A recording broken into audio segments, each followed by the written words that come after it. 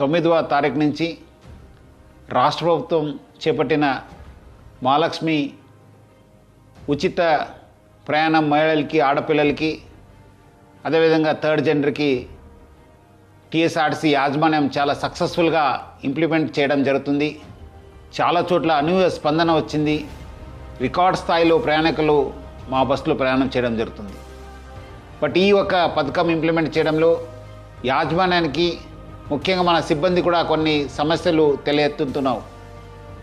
ముఖ్యంగా చాలామంది మహిళలు తక్కువ దూరంకి వెళ్ళే వాళ్ళు కూడా మన ఎక్స్ప్రెస్ బస్సులో ఎక్కి దూర ప్రాంతం వెళ్ళే ప్రయాణికులకి ఇబ్బంది కలిగించే విధంగా ప్రయాణం చేస్తున్నారు. వాళ్ళందరికీ కూడా నా తరఫు నుంచి, యాజమాన్య తరఫు నుంచి కోరుతున్నాను, మీరు తక్కువ దూరంలో వెళ్ళే వాళ్ళైతే వెలుగు బస్సులో ప్రయాణించాలని చెప్పి నేను మరీ కోరుతున్నాను. అదేవిధంగా కొంతమంది మహిళలు స్టేజ్ కాకుండా మధ్యలో, రోడ్ మధ్యలో ఆపడము, లేదంటే ఎక్కడ కావాలో అక్కడ ఆపండి అని చెప్పి అడుగుతున్నారు. దీనివల్ల కూడా చాలా దూర ప్రాంతంలో వెళ్ళే వాళ్ళు కూడా చాలా ఇబ్బంది కలుగుతుంది. స్టేజ్ దగ్గర మాత్రమే మా బస్సు ఆగడం జరుగుతుంది.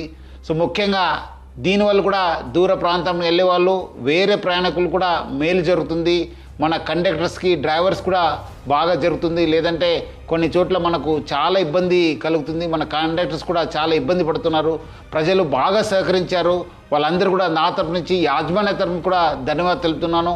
వచ్చే రోజు కూడా ఈ ఒక స్కీమ్ని ఇంప్లిమెంట్ చేయడానికి మహిళలు, ఆడపిల్లలు, థర్డ్ జెండర్ వాళ్ళందరూ కూడా సహకరించాలని చెప్పి నేను మరీ యాజమాన్య తరఫు నుంచి అందరు కోరుతూ, మహిళా లోకానికి, ఆడపిల్లలకి, థర్డ్ జెండర్ అందరూ కూడా నేను యాజమాన్య తరఫు నుంచి కూడా సహకరించేందుకు పేరుగా ధన్యవాదాలు తెలుపుతున్నాను.